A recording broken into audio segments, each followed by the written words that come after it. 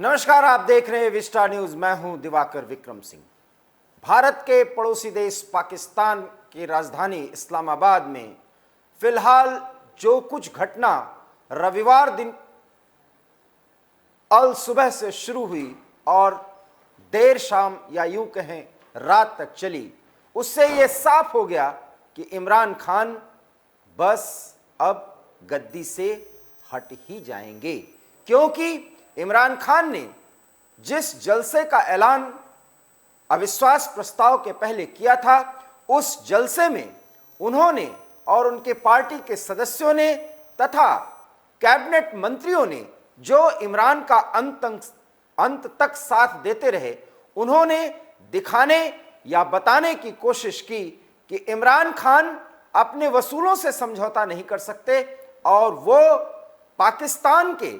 विपक्षी एकता में जो लोग शामिल हैं उनके लूट तंत्र के सामने घुटने नहीं टेकेंगे। और इसके लिए जिस वायदे के साथ वो जनता का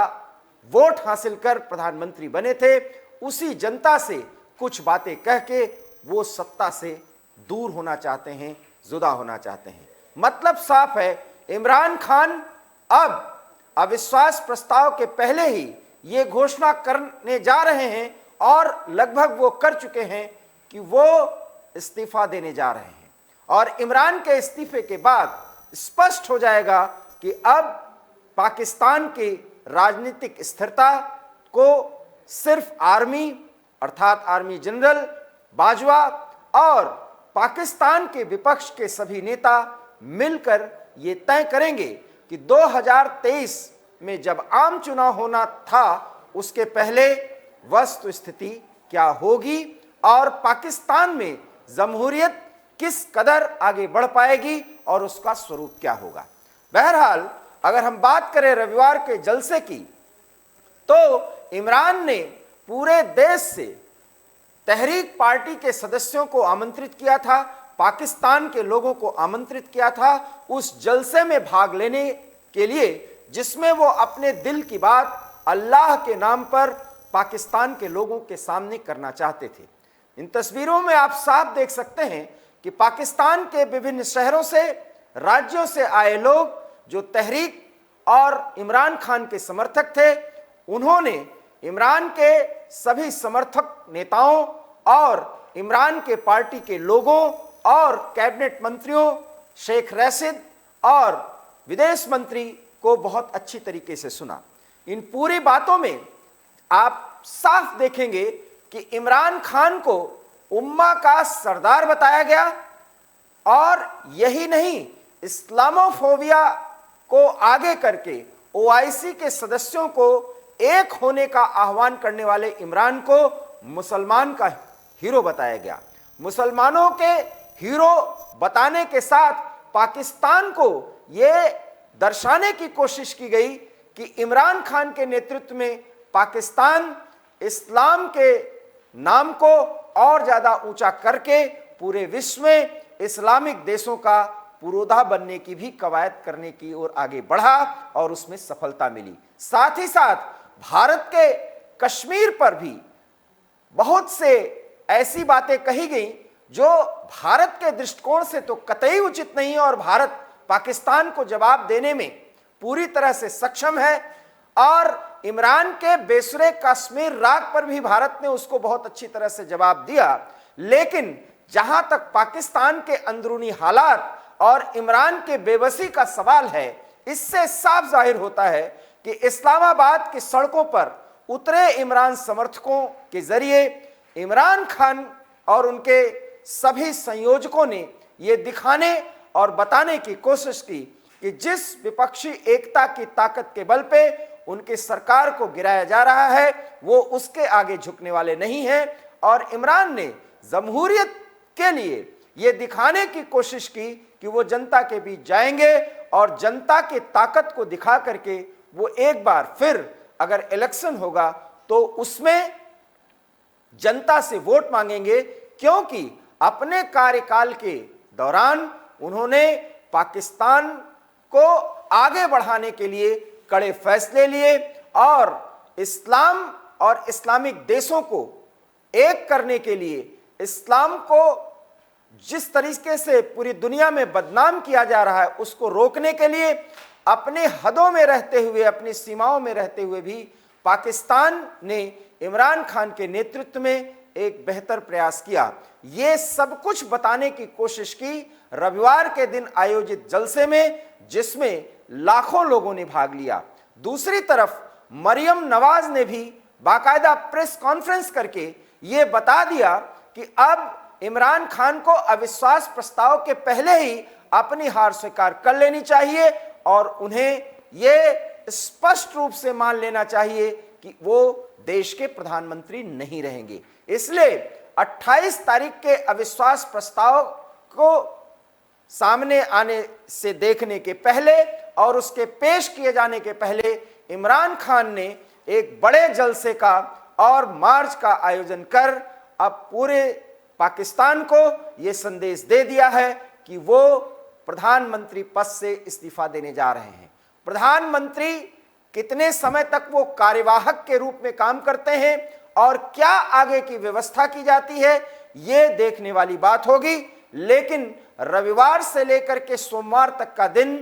पूरे पाकिस्तान के लिए बहुत महत्वपूर्ण होने जा रहा है, क्योंकि राजनीतिक अस्थिरता का एक ऐसा दौर शुरू हो सकता है जिस पर सेना और विपक्षी पार्टियां पूरी तरह से लगाम कसने की तैयारी में हैं। लेकिन इमरान ने अपने समर्थकों के जरिए, देश के विभिन्न भागों से आए लोगों के जरिए ये दिखाने और बताने की कोशिश की है कि उनकी सरकार को पैसे की ताकत पे गिराया जा रहा है और गिराने के पहले पाकिस्तानियों के लिए और उनके हितों को ध्यान में रखते हुए वो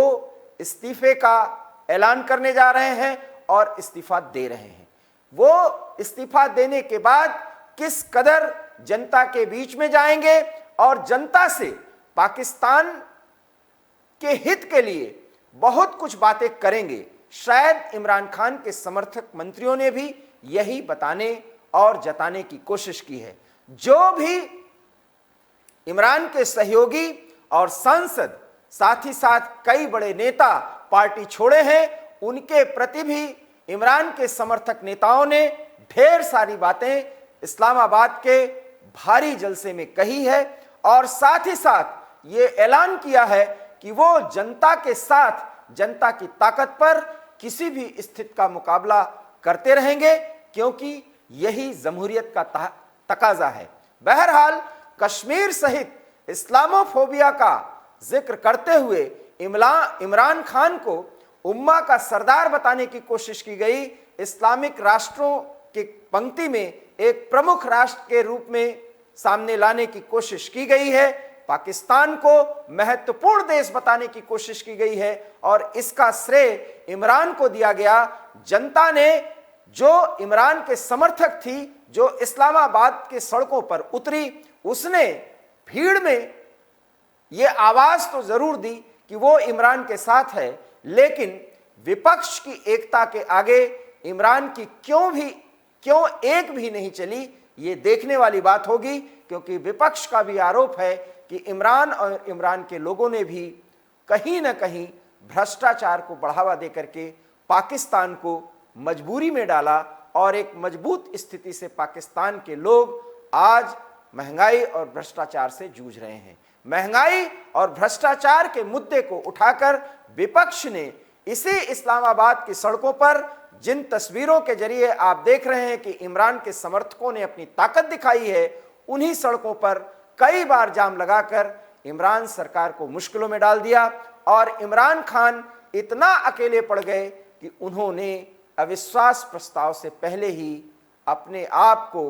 कौम के हवाले कर दिया, इस बात का ऐलान करते हुए कि वो इस्तीफे को ही एकमात्र विकल्प मानते हैं अपने लिए, अपने आवाम के लिए और अपने स्वाभिमान के लिए। बहरहाल जमहूरी वसूलों के हिसाब से इमरान खान ने एक बेहतर कदम उठाने की कोशिश की है, लेकिन जाते जाते वो कई मंचों से और उनके समर्थकों ने,